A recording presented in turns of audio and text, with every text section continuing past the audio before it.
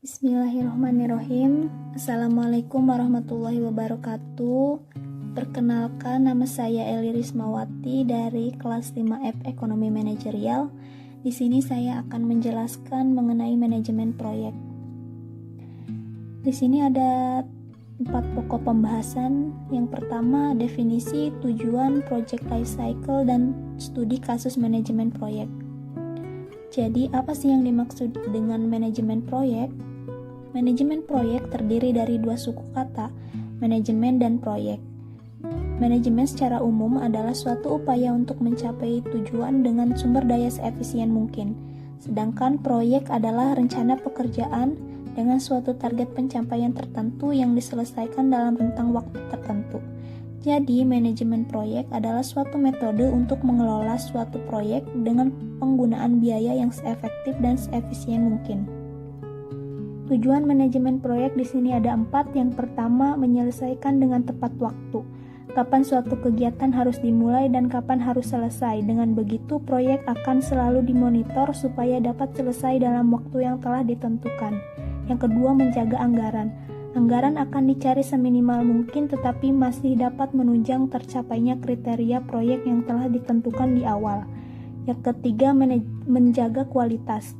Kriteria proyek yang ditentukan di awal harus tercapai, artinya manajemen proyek juga membuat standar kualitas dari suatu proyek sehingga ia tidak dikerjakan secara seenaknya. Yang keempat, melancarkan proyek. Proyek yang ideal adalah proyek yang selesai sesuai dengan perencanaan awal, baik dari segi waktu, anggaran, maupun kualitas. Manajemen ini membantu pengerjaan proyek supaya selesai dengan lancar sesuai dengan rencana awal. Project life cycle. Yang pertama itu initiation atau inisiasi.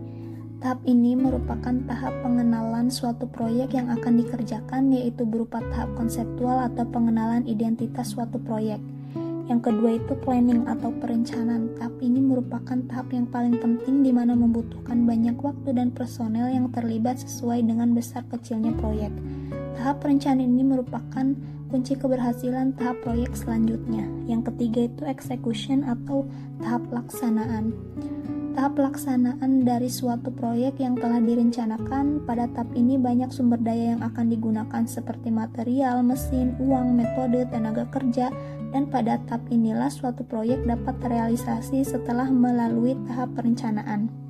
Yang keempat itu closing atau penutupan. Tahap ini terdiri dari masa perawatan dan serah terima. Proses serah terima umumnya dibagi 2 tahap. Tahap pertama setelah pekerjaan konstruksi selesai dan siap digunakan, dan selanjutnya setelah masa perawatan selesai. Yang kelima, evaluation atau evaluasi. Tahap ini dilakukan suatu analisis evaluasi setelah mendekati umur dari suatu proyek. Pada tahap ini pula dilakukan suatu pengambilan keputusan dari hasil evaluasi apakah akan dilakukan perbaikan atau dibuat baru kembali, sehingga akan kembali lagi pada tahap awal, yaitu tahap inisiasi proyek. Contoh kasus proyek pembangunan jalan. Proyek pembangunan jalan termasuk proyek yang besar. Proyek pembangunan jalan ini dibuat untuk kegiatan perekonomian seperti jalur transportasi. Salah satu contohnya pembangunan jalan untuk menghubungkan antara 2 kota, yaitu Kota Kuningan dan Kota Majalengka. Dan sebaliknya, jalan ini harus dirancang dengan baik dan diperhitungkan dengan benar pula.